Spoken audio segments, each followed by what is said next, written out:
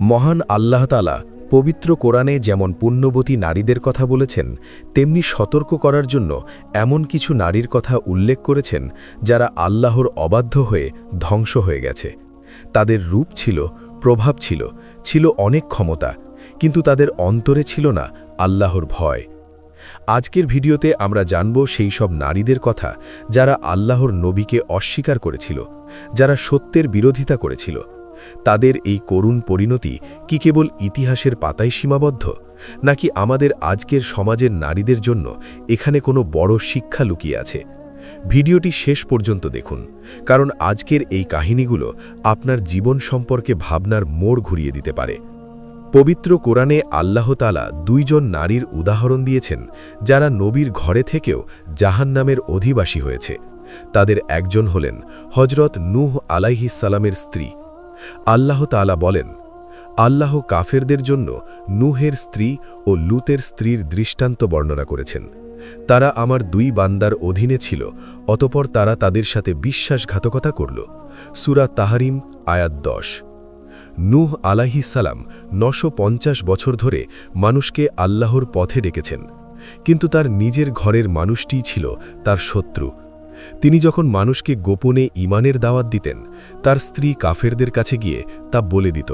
সে বলতো, নূহ পাগল হয়ে গেছে, নাউজুবিল্লাহ। ভাবুন তো, যে নবীর ছোঁয়ায় হাজারো মানুষ হেদায়ত পেতে পারত, সেই নবীর জীবনসঙ্গিনী হয়েও সে হেদায়ত পেল না। যখন মহাপ্লাবন এলো, যখন পৃথিবী পানিতে ডুবে যাচ্ছিল, নূহ আলাইহিস সালামের সেই স্ত্রীও কাফেরদের সাথে পানির গভীরে তলিয়ে গেল। নবীর স্ত্রী হওয়া তাকে আল্লাহর আযাব থেকে বাঁচাতে পারল না। লূত আলাইহিস সালামের কওম ছিল পৃথিবীর ইতিহাসে সবচেয়ে জঘন্য পাপে লিপ্ত।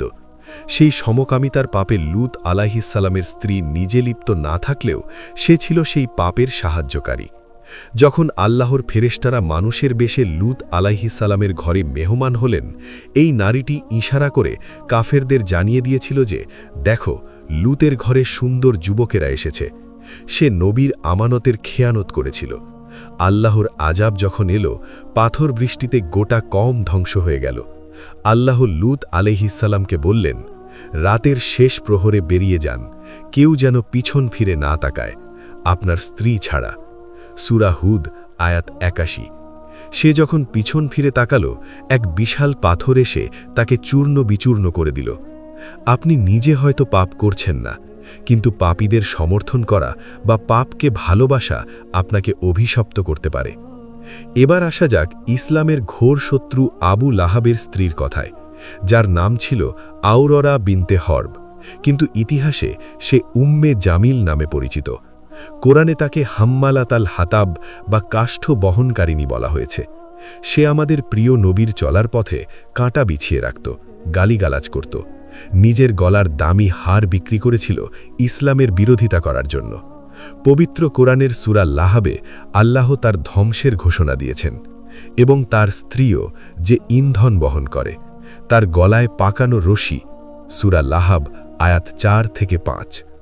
দুনিয়াতে সে দামি হার পরে অহংকার করত, কিন্তু পরকালে সেই গলায় আগুনের রশি পরানো হবে। এই নারীটি যখন জানল যে কোরআনে তার নামে আয়াত নাজিল হয়েছে, সে পাথর হাতে নিয়ে নবীজিকে মারতে এসেছিল, কিন্তু আল্লাহ তার চোখ অন্ধ করে দিয়েছিলেন। সে নবীজিকে দেখতে পায়নি। কি ভয়ানক এক অহংকারী নারী ছিল সে! যদিও কোরআনে ফেরাউনের স্ত্রী আসিয়া আলাইহিস সালামকে জান্নাতের সুসংবাদ দেওয়া হয়েছে, কিন্তু ফেরাউনের অনুসারী সেই নারীদের কথা ভাবুন, যারা মুসা আলাইহিস সালামের মোজেজা দেখার পরও কুফুরিতে অটল ছিল। অভিশপ্ত হওয়া মানে আল্লাহর রহমত থেকে দূরে সরে যাওয়া। যারা নবীর দাওয়াত পেয়েও সত্যকে নিয়ে উপহাস করেছিল, আল্লাহ তাদের অন্তর মোহর মেরে দিয়েছিলেন। ভিডিওর এই অংশে আমরা শিখি, সুযোগ একবারই আসে। ফেরাউনের মতো ক্ষমতার দম্ভ মানুষকে কোথায় নিয়ে যায়, তা আজ লোহিত সাগরের তীরে মমি হয়ে থাকা ফেরাউনই বড় প্রমাণ। প্রিয় দর্শক, কোরআনে এই নারীদের কাহিনী কি শুধু গল্প হিসেবে বলা হয়েছে? না, এটি আমাদের জন্য এক বিশাল সতর্কবার্তা। স্বামীর পদমর্যাদা বা বাবার বংশ আপনাকে বাঁচাতে পারবে না যদি আপনার আমল ঠিক না থাকে। যেমন নূহ আলাইহিস সালামের স্ত্রী। পাপকে মনে মনে সমর্থন করাও বড় অপরাধ, যেমন লূত আলাইহিস সালামের স্ত্রী। দ্বীনের পথে বাধা দেওয়া বা মানুষকে কষ্ট দেওয়া ধ্বংসের কারণ, যেমন উম্মে জামিল। আজকের মায়েরা, বোনেরা, আপনারা কি আসিয়া আলাইহিসসালামের মতো হতে চান, নাকি উম্মে জামিলের মতো? আপনার সামান্য অবাধ্যতা বা অহংকার যেন আপনাকে আল্লাহর অভিশপ্তদের কাতারে নিয়ে না যায়।